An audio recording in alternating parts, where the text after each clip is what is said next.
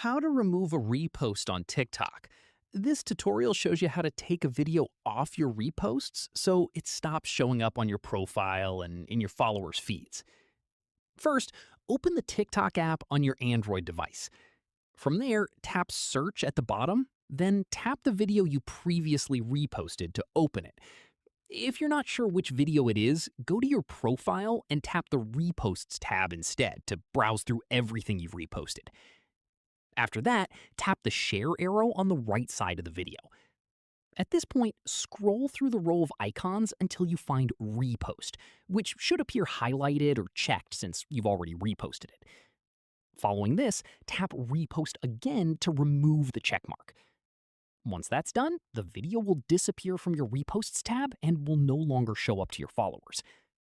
Keep in mind, removing a repost doesn't delete the original video or affect the creator's post in any way. It only removes it from your own profile and feed. That's how you remove a repost on TikTok. If this helped, drop a like, subscribe for more Android tutorials, and hit the bell so you don't miss the next one. Catch you then.